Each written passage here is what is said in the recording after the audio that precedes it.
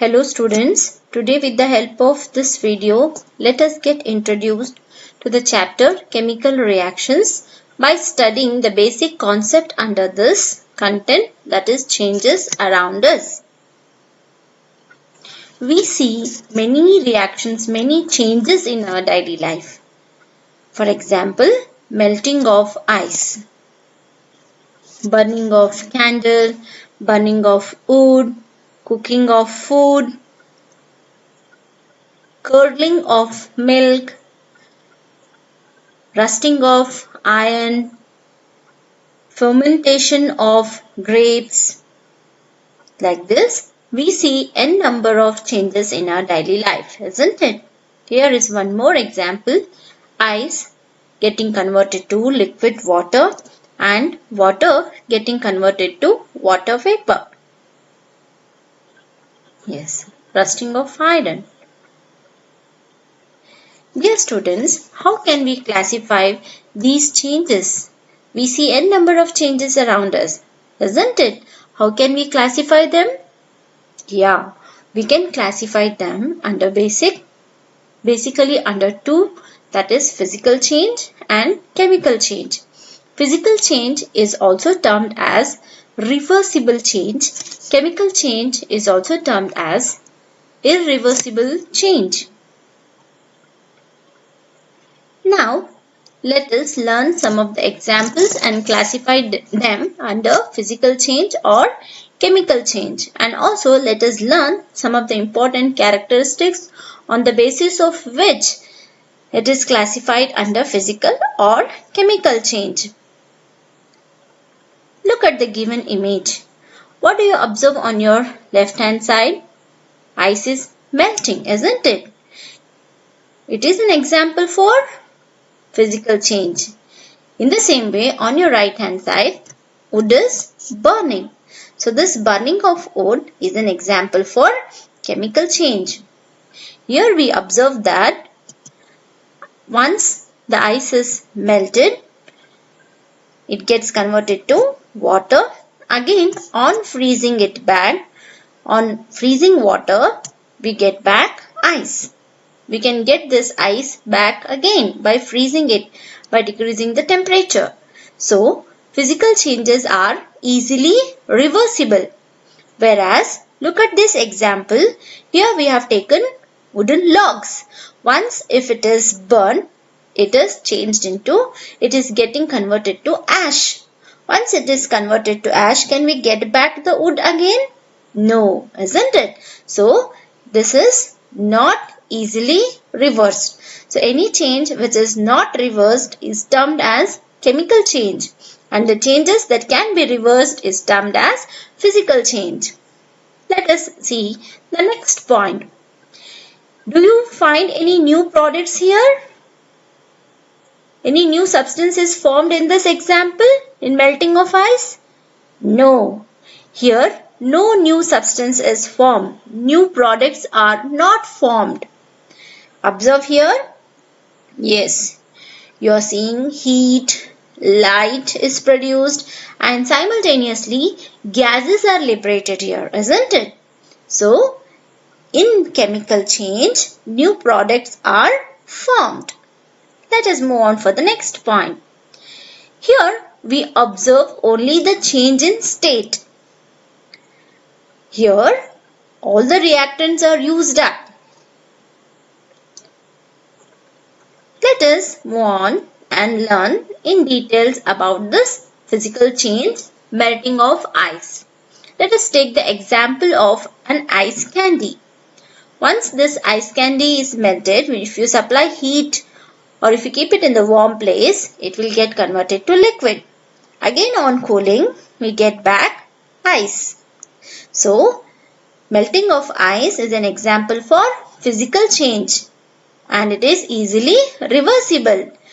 Here, new products are not formed.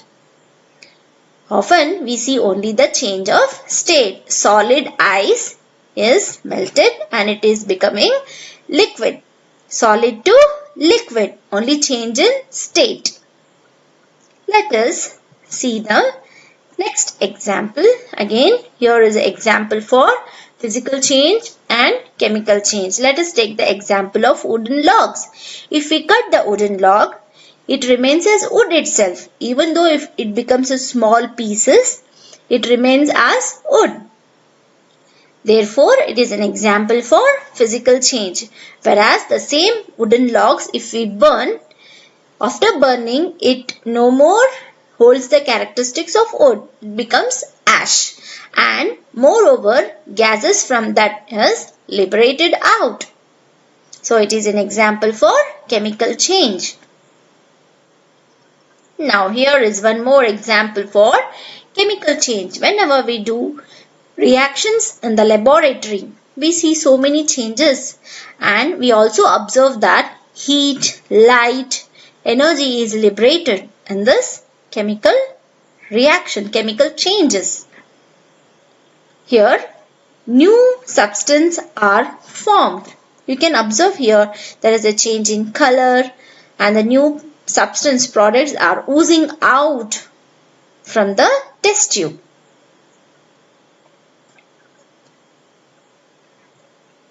Let us move on for the next one. Here again, burning of wood. Gases are liberated. Here, the solid wood is getting converted into powdery ash. Heat is liberated, light is given out, and with the liberation of gases. So, this is an example for chemical change. Can we reverse it back? Can we get back the wood here? No, isn't it? So, it cannot be reversed. So, anything that cannot be reversed can be included under chemical change. Look at this example. Here is an iron rod. So, when the iron rod is newly bought, it contains only iron atom in it.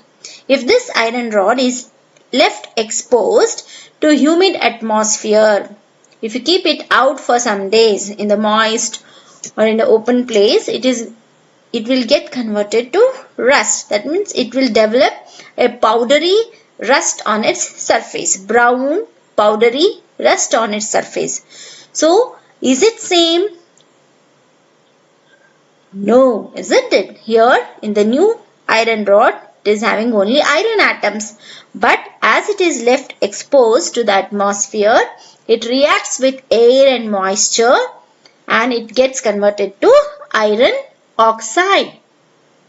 So here we are observing the change in a chemical composition. So wherever there is change in chemical composition, such a change is termed as chemical change. So rusting of iron is also an example for chemical change.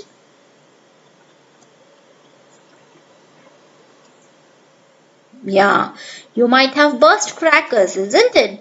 So before burning the crackers and after burning the crackers, when the crackers get cool, after burning, not immediately, after burning, if it is lying down on the floor, after it cool down, you try to take it and observe its mass. Before burning, the mass of the cracker will be more, and after burning, it will be less. So here, what has happened to the mass?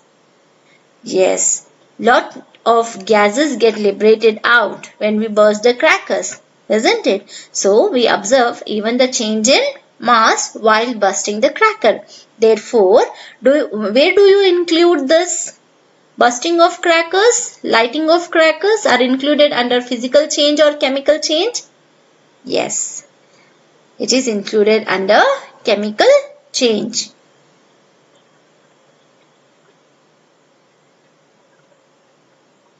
Now, one more question. Burning of candle, is it an example for physical change or chemical change? Observe carefully. What do you see here?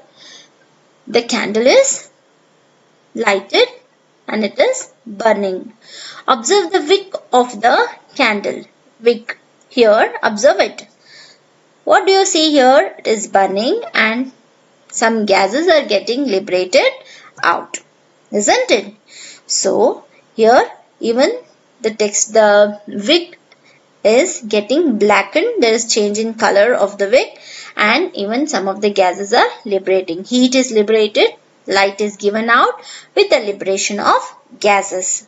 So burning of candle can be taken as an example for chemical change. Then what about this? Observe this here. What do you see here?